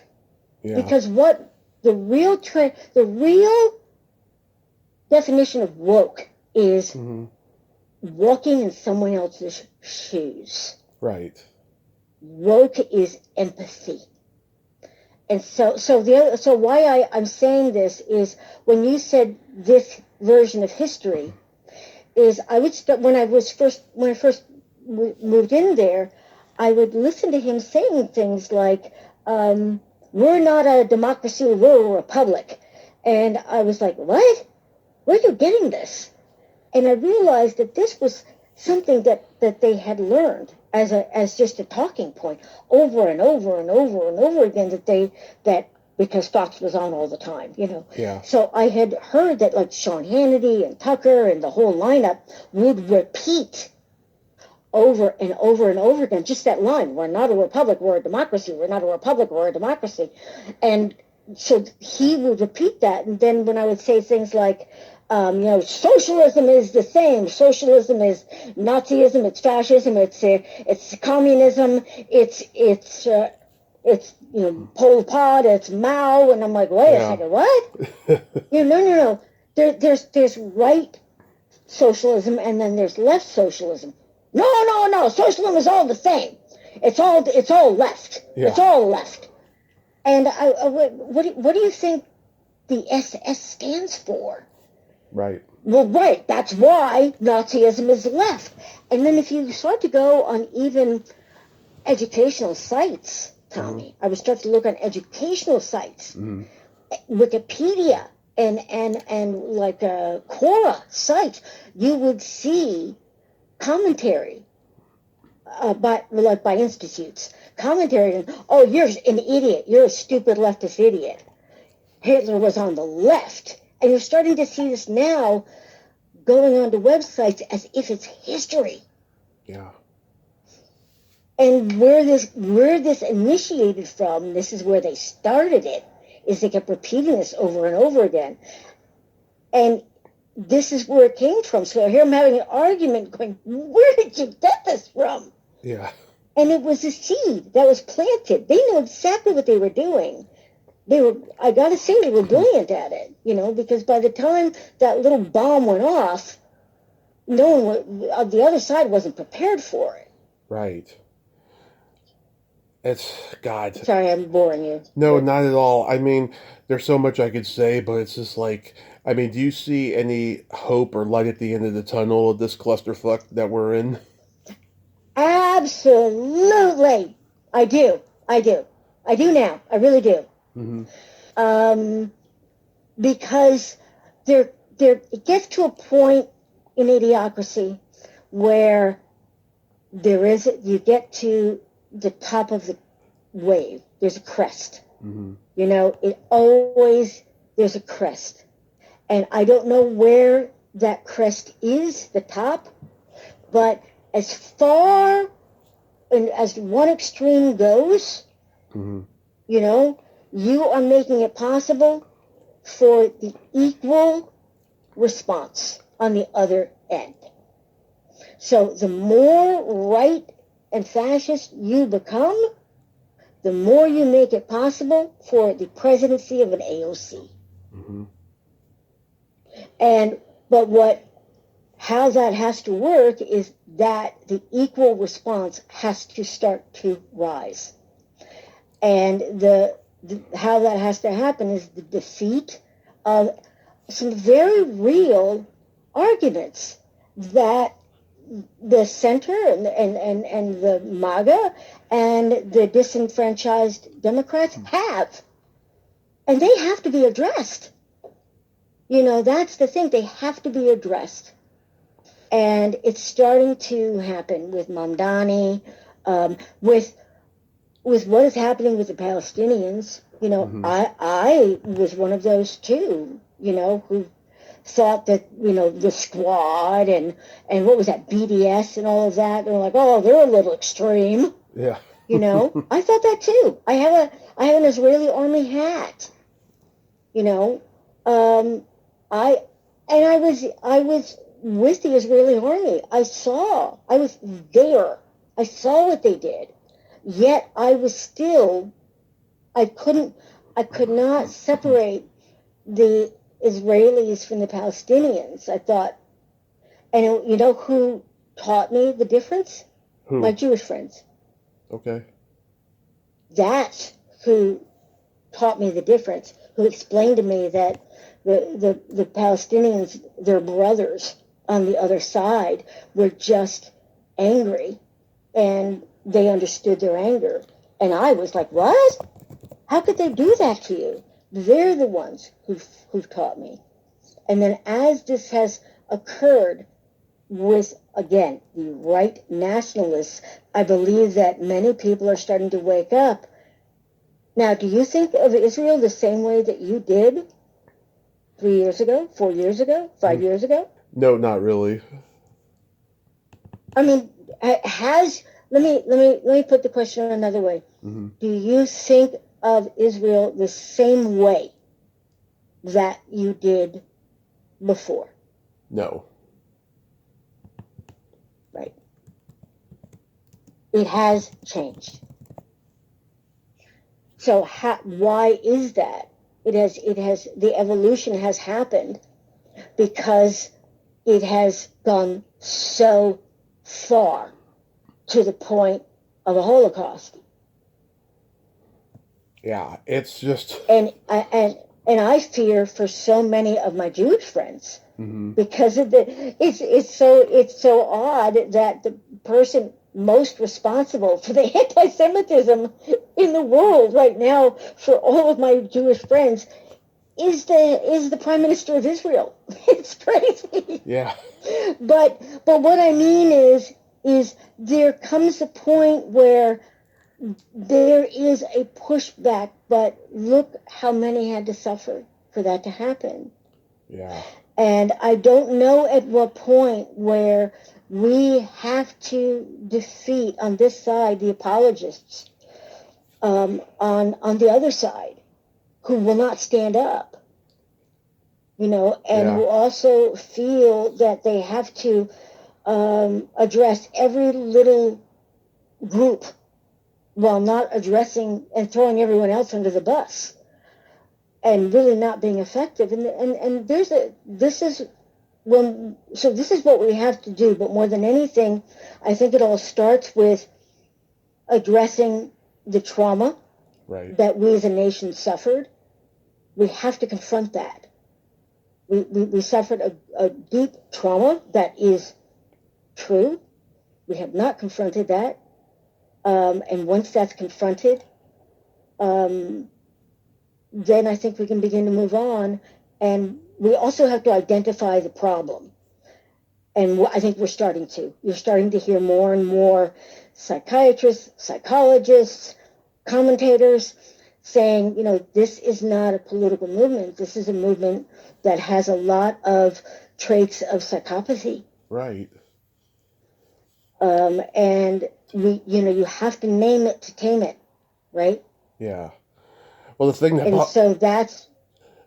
boggles my mind. The thing that boggles my mind is that why isn't more people going out there and protesting this? I mean, are they that scared of him? I don't think they're scared of him.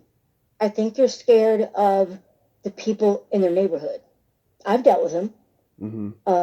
And I'm an election official, in fact, and I have more issues with the people in my own party than I do the people who aren't there, because they don't do anything. Yeah. And then when the bullies have no problem breaking the rules, they have no problem breaking decorum, and then I turn to them and go, "Have my back." They're like, "Well, you're just causing trouble. Yeah. If you just be quiet, everything will be okay." And I don't. Yeah. So that's what they're afraid of. They're not afraid of him. They're afraid of their next door neighbor. That's what they're afraid of. They're afraid of the people in the supermarket. They're afraid of, and they think that if they just retreat to the farthest point of their house, they'll be safe. Mm-hmm. And, that is, if you hear all of the historians throughout history, what do they say? Evil prevails when good people do nothing.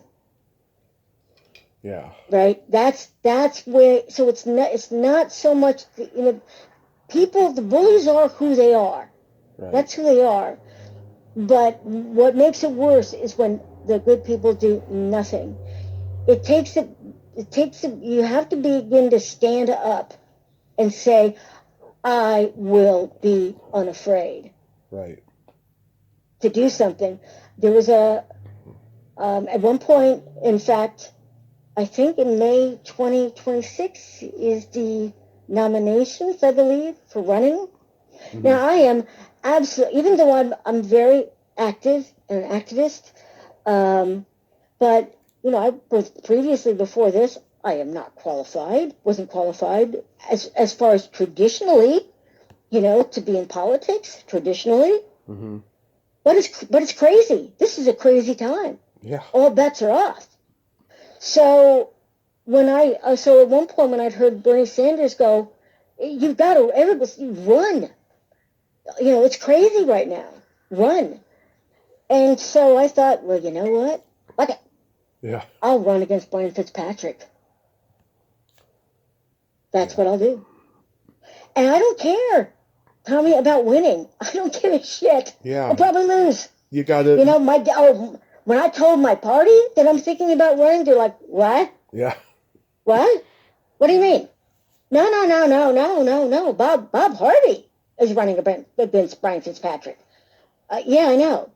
Well, so no, you can't. He's put in the work. What the fuck does that mean? Mm-hmm. You guys run the same people against Fitzpatrick every freaking year. The same central Democrats that don't upset the apple cart, or maybe you do just a little bit. And then, what does he do? It's easy. He goes off to the south of France with his Fox Network fiance and has a vacation on the Riviera, because why not? Yeah. So, all I want to do is, I'm like, you know what? I will run, Tommy. Why not? I would love to see you run. And I'll probably lose, but the point is to go out there and make noise. Well, that's why. The older generations will vote for you because they love Little Darlings so much.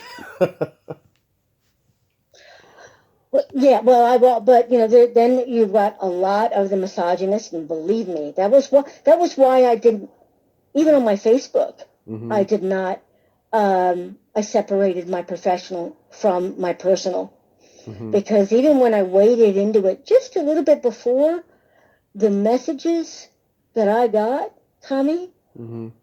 I could not believe the messages that I got. They were some of the most heinous, disgusting, horrific. Like, I hope you get raped. I hope you die. Oh, I mean, God. Unbelievable. And what I posted on my Facebook professional was pretty freaking tame. Mm-hmm. And that's what I mean. They're not afraid of him. They're afraid of people like that. Yeah. They're afraid of liberals is what they're afraid of. What's that? They're afraid of liberals is what they're afraid of. I don't even, I don't even use that word anymore, because I refuse to let them put a label, because I know what they do. Yeah. And I've worked on enough presidential campaigns with the Democrats to know that they have no idea what they're up against. Mm-hmm. And I know that because they always tell me that they always fire me. Because I always tell them, you are playing too nice. You don't know what you're up against. You're fighting propaganda. You're not fighting politics or issues. And you have to fight propaganda with counter-propaganda. And they're like, yeah, you're fired. And so to use the word liberal, to use the word progressive, to throw out the red meat of, the S word of socialism, anything at all, and you're giving them something to define you with. Now, would I run on the Democratic platform? Absolutely, because that's the only way how our Constitution is written. Right. There's no way a third party could run and make it. The Constitution, at this point, would have to be rewritten, and at this point, it has to be. It has to be rewritten. It does. And there was another young woman, I believe her name is Parker something in Washington, and she has a YouTube channel. She's really great. And she had done an entire episode as to why many people had asked her to run, and the reason why she's not going to run. And she said, because I'd have to work with a Marjorie Taylor Greene, and she didn't think she could, keep her mouth shut, and she'd be too difficult, and she knows she's not made for the office because she wouldn't be able to restrain herself. And I responded, back to her. I'm like, why are you assuming that these people are still going to be in office? And, why are you assuming that this is how it's going to be? Why are you running and thinking that it's going to be the same? You're running by a set of rules that nobody else is playing right now. As Seal said, if you don't do something crazy, we're going to die. You've got to do something crazy, and we can't be standing out here by ourselves. Run. And that's what I say to others. I don't care if it's for the commissioner or, school board or whatever. Run. That's what I say. And who gives a shit if you win? Who cares? The point is to stir everything up, especially the Democrats, and scare the shit out of them. Run them out of town. Yep. So, to wrap this up, can you believe it's been 45 years since Little Darlings? I wonder what is going to happen on the 50th, if I'm alive. Yeah. What do you think? You know what? I am so glad they didn't redo Little Darlings. If you think that would you want to see a remake of Little Darlings? No, because first off, it's not Gone with the Wind. It's not like an epic, timeless classic. It's a cult classic, of course, but there's no need to remake Little Darlings. Right. And they have, we got an R rating, which I think you about. You told me know, and that's what really kind of killed it. Yeah. And which is laughable today. So we probably have lost most of your listeners by now. No. They're like, oh, I'm out of here. But those who are left, I would ask them, what do you think if you saw Little Darlings? Would you have wanted to see a remake? And if you did want to see a remake, who would you want to direct it, and what actors would you want to be in it? I reached out to Jen Thompson and Abby Bluestone recently. Haven't heard back from them, but I hope that I'd like to get one of them or both of them eventually. Before the year is out and stuff, because I've loved this movie since I was like 9 or 10 or whatever, when I saw it all chopped up on TBS Superstation as a kid and stuff. Yeah. But I just. Yeah, I didn't ask you this last time, but I'm curious. Did you get to improvise any of your great lines in this movie?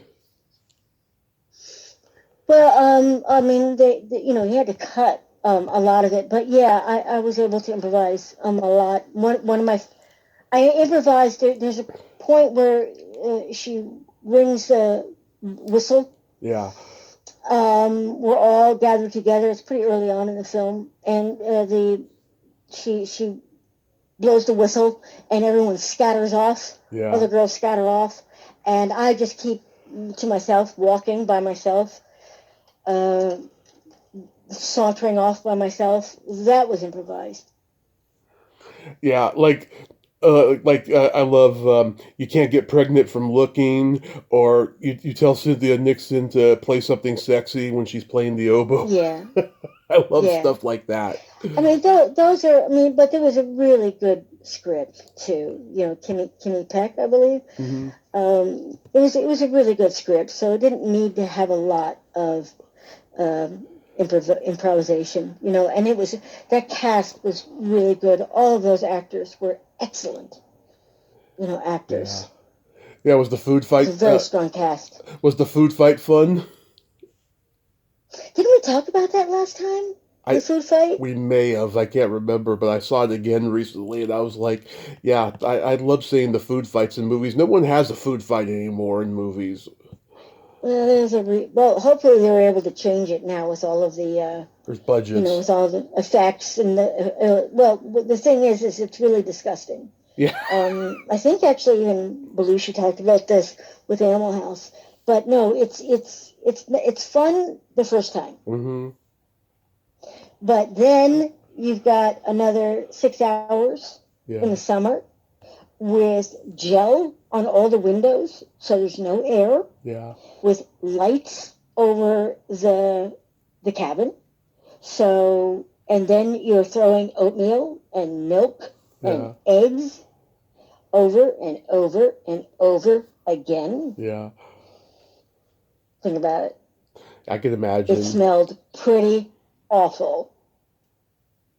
And all you want to do, it's been 6 hours, with hot, smelly oatmeal all over you.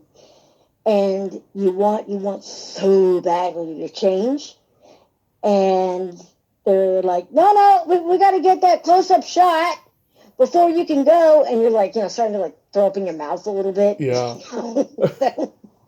People have told me the worst are the pie fights because they put shaving cream, not whipped cream, on those plates Yeah, when they do the pie fights. And at the end of the day, the smell is so stinky, it's just vile. that's right. That's right. Yeah. That's right. Yeah. Out of all the. But the more food, Mhm. the more possibility for stinking, and the more people. Yeah, exactly. Out of all the girls that were there, who had the dirtiest mouth? Because it seems like you all did. Probably me. Probably you. I Yeah, would say probably me. Yeah. yeah, you Philly girls, you don't hold back. Yeah. Yeah. I think so. I think I don't. It's hard. Yeah. Probably me. Alexa was came in a pretty close second. Yeah. I love it. She's missed. Yeah. Oh my God. I know. I didn't even realize she was gone and stuff. I was looking her up. I was like, oh God, she was great in the movie though. Yeah, she would have had a great career. Yeah. So I have a couple jokes for you. Yeah. What kind of meat does a priest eat on Friday? What? None. Oh, that's bad. That's an old one. What's another one? Um, you know the difference between tofu and a dildo? No. They are meat substitutes. Oh my God, that is so gross. That is so gross. I heard a really inappropriate one the other day, and Uh-huh. some of them are still pretty funny. But there was one where it was like, so when you were down in Louisiana, were you able to see Helen Keller's house? Oh And the God. guy goes, no, I haven't. He goes, neither did Helen Keller. Oh yeah, that's bad. Yeah. But that's like one of when they say, sometimes like, we've gotten to BC or something, that's when I go, that's, because I think even Helen Keller probably would have laughed. You know what I mean? Yeah. Because that's where you're like, you can still laugh at it. It's just when it gets too far, Yeah. when it just goes too far, too sensitive. But that's what I think is, that's still okay. I think it's just on the edge, though, man. just on the edge. When I started in stand up, there was a comedian who said that he got a blowjob from Helen Keller. She said it tastes big. Oh, that is bad. Now that's bad. Yeah, I never forgot that. Oh my God, it's too bad we didn't get a chance to get into the. I would love to have asked you about the Rogan sphere, and what did you think about that? Well, I'll just say it in short. I mean, I believe in being woke personally, but like in comedy, there's so much confusion with it now that there needs to be lines drawn, and also just comedians on whatever side of the political spectrum, they just need to agree to disagree and just do what they do and stop trying to one up each other, because it's all jealousy at the end of the day. I think if you're funny, you're funny. Right. If you're not, you're not. It's as simple as that. Right. And you can run off to Texas and say that you're being canceled, and all your friends can run off to Texas too and say you're being canceled. But it comes down to the fact that you're not funny. Right. I don't care. I think Dave Chappelle is hysterical. I do too. And when they say that, he's was transphobic or something, I'm like, what are you talking about? Yeah, it's not. It's not. No, he's not at all. I mean, if you listen to him, his whole show, and he even talks about a person that he met who was trans, and the fact that, she was laughing bigger than anybody there, Mm-hmm. He's not at all, but it's freaking funny. And yes. He's still actually being, respectful, but at the same time going, look, come on, there's part of this is funny. But what is it? So if it's funny, it's funny. If it's disrespectful and crude, you're not going to laugh. Yes. We all have an internal moral and ethics within us. And I have to say this. Now, they should have disclaimers at comedy shows or even just entertainment in general saying, if you're easily offended, then this is not the show for you. Well, yeah. Because you're not going to, and if you are, I think I have to turn you and your listeners on to one of the best podcasts, and it's a YouTube channel that I think I've ever heard. Yeah. It's called Elephant Graveyard. Yep, Do you know about it? I've been on there. Yeah. I saw you post the Rogan thing, and I had seen it already. I was like, okay, that's awesome. Yes, it is awesome because I'm so impressed with it. This is like their own generation, right. Pushing back. Right. And I just, it's interesting to see all of the comments, especially the Rogan verse, are thinking, it's AI.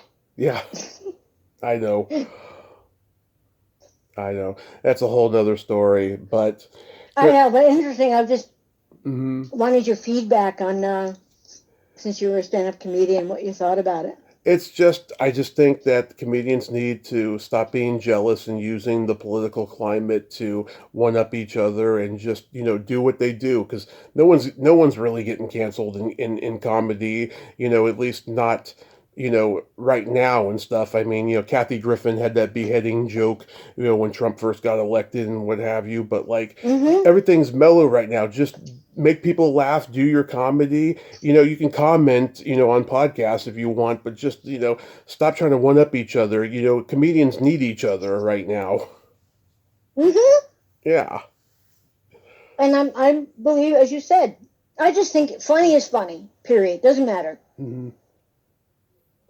And if you're not, there's nothing, and it's the same thing with singing. It's the same thing with acting, and you're not, if you're not getting a lot of work suddenly, or you're not no one's buying your albums at all, it's not because you're being canceled. It's because you're not putting out good stuff.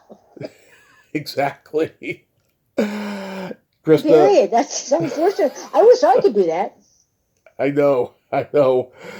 Krista, I love you. Thank you so much for coming back on and nerding out with me and having this stimulating conversation. I enjoyed every moment of it. Thank you so much, Tommy, for listening to me and inviting me on, and anybody who has hung out with us this long. I appreciate it. Thank you. Absolutely. Also, Lisa Everett says hi. Oh, please give her my best. Yes. And if you see any of my other co-stars as well, any of my little darlings, or even, other, I think you got everyone from Hello Larry, but if you do and they're still alive, please say hello. I will tell them all hi for you, absolutely. Yeah, Lisa's my podcast buddy. I just adore her so much. And I hope you have a great rest of the year. Hopefully, we'll get good news in this country soon. But until then, Absolutely. And a shout out to my Black Sheep Nation. Black Sheep Nation, yes. All right. Mwah. Have a great day. Thank you. You too, Tommy. Okay. Bye-bye. Thank you again for the interview. Bye-bye. My pleasure. Well, there you have it. Krista Errickson, ain't she a sweetheart? Oh my God. I did not expect, I expected the political stuff, but I didn't expect the whole conversation in general to go the way it did. We went down the rabbit hole talking about theater, and she was telling me about, her relationship with Desi Arnaz Jr. and stuff. And oh my God, that was fabulous. I enjoyed that conversation so much. Krista is a gem, just a gem, and she should start her own podcast. I should have brought that up to her, but I need to go eat now. I am just exhausted. That was fabulous. I enjoyed every minute of it. Well, until next time, this is Tommy Throwback Kovac saying there's no shame in living in the past because the present sucks. Later, dudes.